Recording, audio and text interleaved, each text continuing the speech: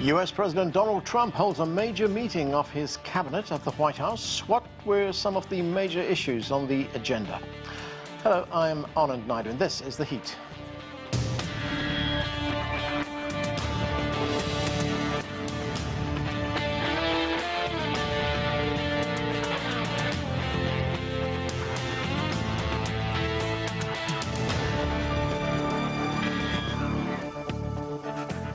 President Trump held the first cabinet meeting of his second term on Wednesday.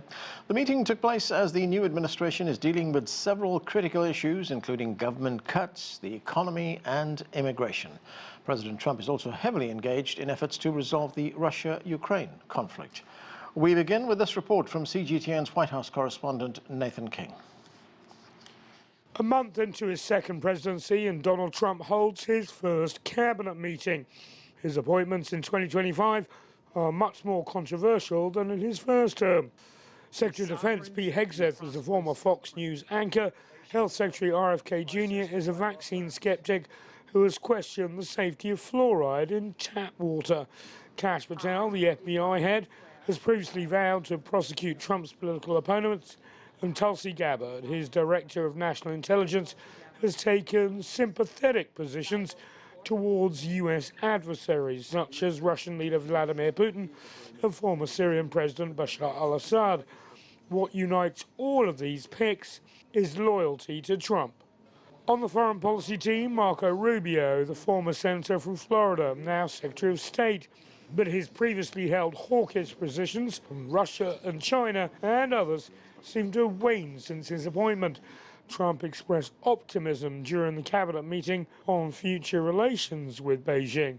I see so many things saying that we don't want China in this country. That's not right. We want them to invest in the United States. That's good. There's a lot of money coming in, and we'll invest in China. We'll do things with China. The relationship we'll have with China would be a very good one. Trump's economic team is made up of billionaires. Scott Bessent, a former hedge fund manager, backs Trump's policy of imposing tariffs, especially on China, but has shown some flexibility. Howard Lutnick, the just-confirmed Commerce Secretary, is famous for his leadership of investment firm Cantor Fitzgerald. The company lost over 600 employees in the September 11, 2001 attacks on the World Trade Center in New York. He too backs tariffs. Trump said during the cabinet meeting that a 25% general tariff will be imposed on European nations soon, with a focus on the auto sector.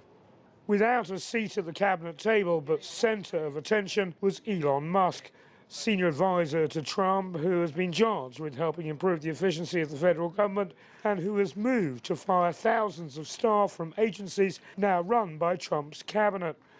This has led to tensions and confusion, and is one of the first real tests of the cohesion of the second Trump presidency. Musk, however, backed by Trump, is undeterred, saying he aims to cut $1 trillion a year from federal spending. We spend a lot on the Defense Department, but we're spending over $1 trillion on interest. If this continues, the country will become de facto bankrupt. It's not an optional thing, it is an essential thing. That's the reason I'm here, and taking a lot of flack. And getting a lot of death threats, by the way. Some members of Trump's team have yet to be confirmed, including Elise Stefanik, the nominee for United Nations ambassador. But given the US has already pulled out of the World Health Organization, the Paris Climate Accord, and the Human Rights Council, she will have her work cut out on the global stage. But the key test for her and other appointees is not necessarily how they perform in their job, but loyalty to Donald Trump and his agenda. Nathan King, CGTN at the White House. And to weigh in on all of this, joining me now is Adolfo Franco. He is an attorney and Republican strategist. With me right here in the studio is Joel Rubin. He is a former U.S. Deputy Assistant Secretary for House Affairs. Also with us from Miami is political analyst Jadan Horyn. And joining the discussion too is Joseph Williams. He is a former senior editor for U.S. News and World Report. Welcome to all of you. Adolfo, there we saw President Trump presiding over his first cabinet meeting of his second term. What did we learn from that meeting, and what does it tell us about his priorities? Well, I think it's incumbent upon me to actually do the news report, since what we just heard was an editorial speech by your reporter and not much coverage with the typical bias of the left. The fact of the matter is, this was a very transparent, open meeting. People call for transparency. There was a lot of attention on Elon Musk. There's no question about that part of it. And we saw an opportunity, and was not covered in your report, was the comments that were later made by the cabinet secretaries, for example, Energy Secretary Chris Wright, who explained Mr. Musk's role as being that of a consultant who is helping direct the cabinet, which many of the members of the cabinet are not either Washington insiders or people who've had the type of experience running departments in the past, which is A, refreshing, but B, will need the assistance of DOGE team and Mr. Musk, who is an expert at efficiency and able to help in that regard. So I saw the fact of every president should have loyalty. I don't know where Mr. King, your reporter, gets that you have disloyal people. The cabinet that President Biden had was entirely loyal to him, and that's exactly what you want, are loyalists. He didn't fire one person when he was president of the United States, Joe Biden. So I saw a clear message. We have now an advantage of a president, Anand, that has had 4 years of experience, knows the mistakes that were made in the first administration regarding relying on Washington insiders, has a clear blueprint for a domestic and foreign policy agenda, and the experts and the leaders that are committed to implementing it, and has an additional value of the DOGE, which I'm sure the other guests will criticize, which is absolutely right. If this country doesn't change course, we will end up being like Greece, bankrupt. So we have a situation here that we have to either get the fiscal house in order and trim the size of government, or the largest government in the world, bureaucracy, larger than China's, which is the United States bureaucracy, is something that it needs to be controlled and has to be reduced. And he's the person to assist in doing so. Okay, Joel Rubin, right here in the studio. A lot to answer there, Joel. The first person that President Trump called on at that cabinet meeting was Elon Musk. Musk, of course, is not a member of the cabinet, but he has a lot of influence. He's playing a leading role in this government effort to streamline the bureaucracy, to shrink the bureaucracy, really, as Adolfo told us a moment ago. Musk says he wants to cut $1 trillion off the budget for this year. Republicans have welcomed the effort, but Democrats, not so much. Why is that? Well, Anand, first of all, Adolfo, I was looking for you back in the room there. It would have been fun to have seen you there. Look, Elon Musk is the poster child of hypocrisy on this whole effort. This is a man who just today, the Washington Post reported, he and his companies have received $38 billion from the American taxpayer through the federal government. But he's out there essentially firing workers left and right, firing our nuclear experts who control the nuclear weapons codes, firing the people who prevent Ebola from spreading, firing the people who prevent the bird flu from spreading willy-nilly, and saving no money, saving roughly $2.5 to $3 billion. And then on top of that, just last night, these cost-cutting Republicans that are so concerned about the national debt just passed a budget resolution that will explode it by another $2 trillion. So I never saw such a fiscally imprudent bill from people who claim government efficiency. So what they're doing right now is trying to find money to pay for major tax cuts for themselves, for all those billionaires sitting around the table. Those are the people who are going to get rich off the backs of the American people. The American people did not vote for that, and that's why Trump is tanking in the polls already. But very quickly, Joel, do you agree that the bureaucracy is too big, too bloated? Yeah, look, I served in the bureaucracy. There is a ton of inefficiency that one should try to harness. And I think that Elon Musk, if he was going to do a good job on this, he should put it together in a report, send it to Congress, get this into law, make the cuts that are harmonized, that align with our national goals, and follow the law. But he's just doing it willy-nilly. We have no idea what he's doing and how he's making his decisions. All right, let me get to Jadan Horyn. Jadan, there are, of course, two ways of looking at this. One way of looking at it is that President Trump is implementing the promises that he made during the election campaign. The other way of looking at it, and we see that in the media very often, is that he's moving too fast with these reforms, especially with laying off thousands of federal workers. Yeah, I mean, he's moving fast because government moves at a glacial pace, and it's jarring to bureaucrats. And what Trump experienced in his first term was not only just a resistance externally, but kind of the internal machinations of a bloated administrative state that he deferred to, and he's not doing it this time around. Now, that being said, I do want to address a few things related to the House bill, because, Republicans, yes, they pass something, but they know they need to find $2 trillion in cuts. And those $2 trillion in cuts are going to come in part from what DOGE looks for in finding inefficiencies. I think, for the future of our republic and American long-term national security, we need to rebalance the budget. We need to go back to the Clinton years where we sought American economic supremacy, and we need to accept the fact that interest rates are higher for a long term, and that detrimentally impacts the United States' ability to finance its debt, and it explodes our deficit in our debt service above what we'll spend on the Pentagon. So we have to get serious. Thankfully, Republicans are. I think Democrats, had they won this election, would have to do the same thing.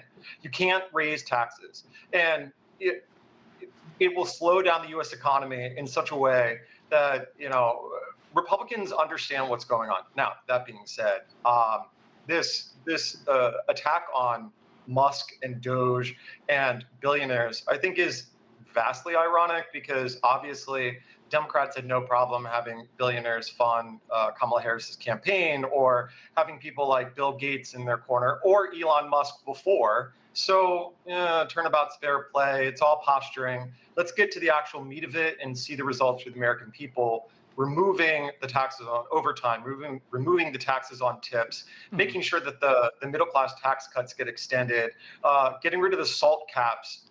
Those things are real. Those will impact, and both the House and the Senate are looking to do that through reconciliation. And a final point, related to really addressing that these reforms should go through the legislature. We have a problem of regulatory and legislative capture by special interest groups. And having worked in the House and understanding how it works, you first need to start at the executive level and then get buy-in from Congress. Otherwise, they'll stop the process, not help it.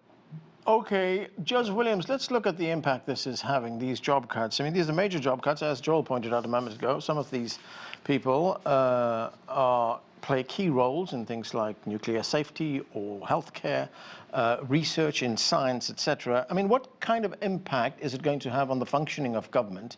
And then, of course, there's going to be the knock-on effect, which we are going to experience in a place here, like Washington, D.C., where most of these civil servants are based. It could affect the economy here.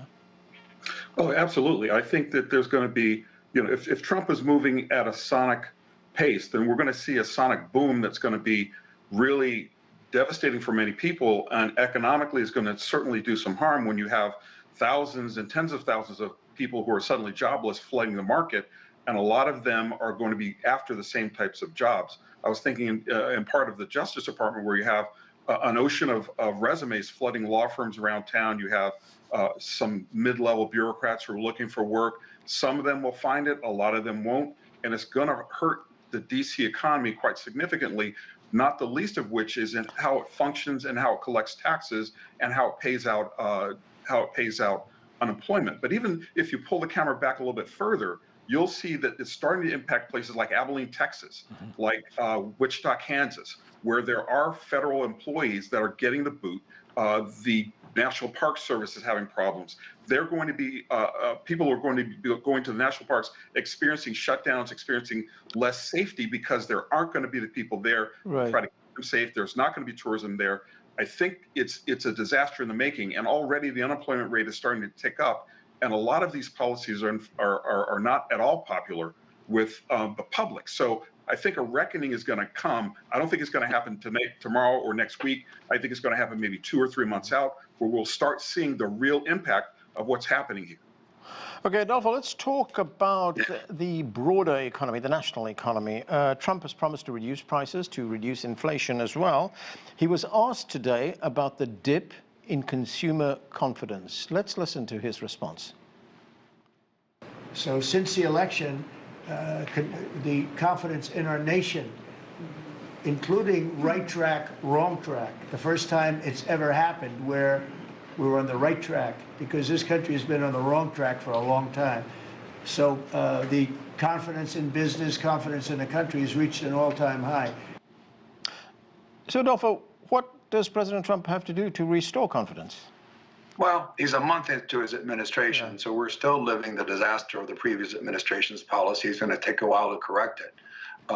There's no question about that. So I think, since Joseph mentioned numbers, on every single issue, and this is the Harvard CARS poll, ABC poll, on every single issue, government efficiency, reducing expenses for the government, the size of the government, the foreign policy issues, on every single issue, not only is President Trump at this time way ahead of President Biden at this time when he was president, which was his, by the way, Biden's high water point, but he's well above 50, 60, 70%. He has 53% approval rating for the American people. So I know there's disappointment in the bubble and my friends on this set, and they're all my friends, but I have to concur completely with Jordan on this. If we don't extend the Trump tax cuts this year, every American will have a tax increase, which is, I guess, what the Democrats want, every single American. And yes, Jordan's absolutely right. The government blueprint, it calls for the budget in the House calls for a $2 trillion reduction that DOJ will be setting out where to find those savings. Yeah, the problem, Adolfo. But here's the broader economic problem. Adolfo, just one point. I mean, opinion polls are one thing, but what about the state of the economy? He said he was going to reduce prices, and as I pointed out, consumer confidence has dipped. It hasn't gone up. Yes, consumer confidence has dipped because the numbers are coming in from January. The latest numbers are coming from January, and 23 weeks of that January was when President Biden was president. I think the American people were understandably hoping for something immediately, and I understand, before anybody says it, that President Trump, as he always does, promises results as quickly as possible. But here's the problem with Joseph's comment is, if the health of the American economy is premised on government workers, that's a drain. It's the taxpayers that pay the bill. The economy needs to grow in the private sector. Government needs to be reduced, and the private sector needs to grow, and that is through tax cuts and incentives. That is the way you grow an economy. If not, we're going to go the way of Greece. There is absolutely no question that that is the case. So when we look at the totality of the programs that President Trump has put forward, they are to strengthen the private sector, create an environment for investment, and discourage reliance on a dependent class that the Democrats have created, started in the 1930s. And this is going to be an all-out fight. There's no question about it, because there's entrenched interest in Washington and beyond. But I want to get is committed to make a transformation of our government, and he will do it. Okay, Joel, I want to get to something else, and we've been hearing a lot about this: tariffs. President Trump's tariffs. He's doubled down on that. He took the magic bullet. Right. Well, the big focus has been on Canada and Europe, where we could see 25% hikes in tariffs. That could happen next week, actually. I mean, if they go ahead, what kind of response can we expect? And what does this tell us about the broader relationship with allies? Well, first of all, it means, of course, we're turning our back on our allies, and it does mean that Americans are going to pay more for goods and services, and the cost of beer is going to go up when we increase tariffs on aluminum, for example. But I want to go back to this budget issue, because I think it's really important, Anand. When we're talking about fiscal policy, a third of our obligations are, if not more, are to Social Security and Medicare. They are firm obligations. We have some discretionary money. It's about 35% of the budget, half of which goes to defense and half to non-defense. Non-defense is about 9 to 10% of the whole budget. So when Elon Musk is talking about finding that trillion or so dollars, he's talking about eliminating all discretionary spending for domestic programs in the United States, or taking a major cut out of defense. If he's not, then he's talking about getting rid of entitlements, Social Security, and Medicare. And what's he going to do? He's going to make sure that tax cuts continue forward, $4 trillion of tax cuts for the very wealthy in this country. And I'm sorry, that is just not fiscally prudent. If we want to reduce the debt and tariffs go in within that, we have to be serious. The tariffs are going to explode costs for Americans, just at the same time that we're going to see more debt, not less. Okay, Jadan, what's your response to that? Yeah, I think average Americans think it's absurd that Europeans and their social welfare states are subsidized by the United States taxpayer. It's time for Europeans to fund their own security. It's time for them to fund their own security. They admit they should fund their own security, and tariffs are a leverage point to get them there. Yeah, the fact of the matter, Jaden, but what about, I was trying to get, Jaden, I was trying to get your response on Joel's breakdown of where the budget goes, as he pointed out. You know, let me just say something about the budget. Yeah. So when we're addressing the $2 trillion in cuts, yeah. Donald Trump, you know, he's many things, but he's politically astute. He's not going to do what he should do, which is take a giant axe to Medicare, Medicaid, and Social Security. I'm the youngest person on this panel. I will not live to collect Social Security. Yeah. This program is going to be bankrupt, and it's time they cut it. They won't. So they will cut discretionary spending, and Joel is absolutely right. And Americans in the American economy will feel the impact of that. But again, that's taxpayer money that's siphoned out of the private sector. Right. Siphoned into the government and then respent. That's ridiculous. Okay, well, we have agreement there. Joseph Williams, Trump is also pushing ahead with his clampdown on immigration. His administration will create, now we hear, a registry of undocumented migrants. If they don't sign up, they could face prosecution. What do you make of that?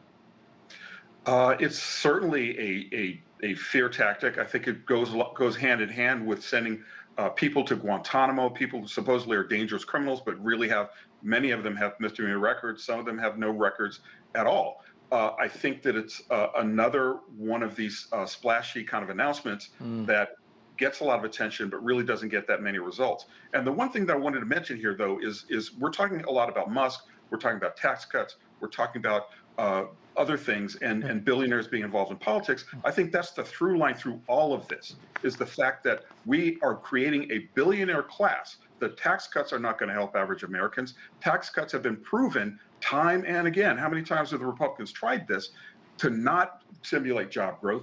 People who get rich off the tax cuts save the money.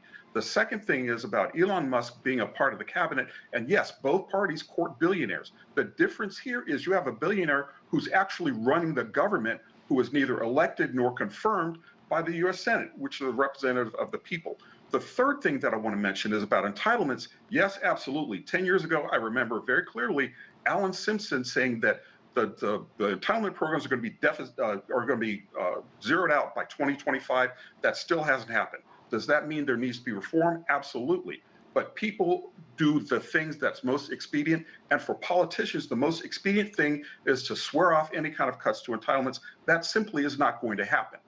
So I think that we need to be real about all of this in the fact that the upper class is going to even in immigration. One last point, immigration, $5 million for a gold card so you can stay in this country if you can afford it. So again, the billionaire class and money interest is the through line that connects all of this. And we have a billionaire president, we've got a billionaire associate, and I don't think that's good at all for the country. Right. Adolfo, so much has happened in the past month. You know, the president has also gone after the military leadership at the Pentagon. He fired the chairman of the Joint Chiefs. He's threatening to fire more military leaders at the Pentagon. Why is he going after the leadership there? Because it goes to the broader conversation we're having here that Joel and Joseph, I think, have missed the point. Defense is very much on the table, and not just with these firings, because these people have been part of an ethos that is the wrong ethos of diversity and nonsense, and the Chinese aren't doing that, that's for sure. And we're waiting on this nonsense instead of having the best fighting force we can possible. But the question is this: defense is on the table for reductions, and let me speak about Medicaid for a minute. Yeah. Medicaid is on the table in this way. We're not going to support the proposed expansion. This is the key. The proposed expansion of Medicaid by the Biden administration. Remember, Medicaid is largely a state-funded program, so the states can pick that up or not buy into this expansion. So enormous savings can be had in that regard. This idea of billionaires, this is rich, coming from the party that raised over $1 billion for that failed candidate, Kamala Harris. And George Soros. You also have to remember that the billionaires became a part of the political system after Cold became Franco. Okay. and the Citizens United. Joseph, I'll get to you. I'll get to I you, didn't Joseph. interrupt the other guests. Yeah, I'll get to you, The Joseph. difference between President Trump Yeah. and the Democrats on this panel Okay. and others is, unlike George Soros and your billionaire class, we're putting it out in the open. No, you're we're not. saying someone who knows. Okay. All right. I want to get to Joseph. Joseph, go ahead. Well, I think rich is absolutely the right word to use for it, for the Republican Party. We did not have billionaires involved to this degree in politics. If McCain-Feingold has still been a thing. McCain-Feingold was overturned by the Supreme Court. Money became political speech. That exploded the system and allowed the system to game itself and have people on the underclass, on the lower class, become the victims, have to swallow down. Is it a Republican problem? Okay, Joel. We've seen some very heated town halls. We've seen protests against Republican lawmakers. We've seen street protests as well. But the question is, why are we not hearing more from senior Democrats? Why don't they come up with something? Yeah, look, I'll be blunt. Senior Democrats are still finding their footing, and it's kind of disappointing and demoralizing for Democrats across the country that we've not seen more tight messaging and resistance to some of these policies. So there is definitely a weakness there. But going back to this question that Adolfo put on about defense being on the table now, I don't know how he can say that with a serious look on his face, because President Trump is saying he wants to build Iron Dome across the United States, which is going to be hundreds of billions of dollars. It's ridiculous. And Over also, 20 years. and wait, Adolfo, I got to say this: the idea that the American military is not the most lethal, effective fighting force on the planet is ludicrous. And the demotion of the chairman of the Joint Chiefs from a 4-star general to a 3-star admiral who's not even in the service is an insult to the people fighting on behalf of our country. Okay, Jadan, very quickly, I want to talk about one foreign policy issue. The president of Ukraine, Volodymyr Zelensky, will be here, ostensibly to sign this minerals deal. How does that fit in with the president's plans to end the conflict? Very quickly. So when we're looking at Ukraine, what we're going to see is that the president is going to utilize maximum leverage, specifically on minerals in the country and pay-fors. Europeans have managed to get their pay-fors. America will. And we're going to exercise our leverage. Zelensky is coming here because he understands the cost of that leverage. And he wants to make sure his country is protected. Okay, and that's where we have to leave it. Thanks to all of you for being with us. That is it for this edition of The Heat. I'm in Washington.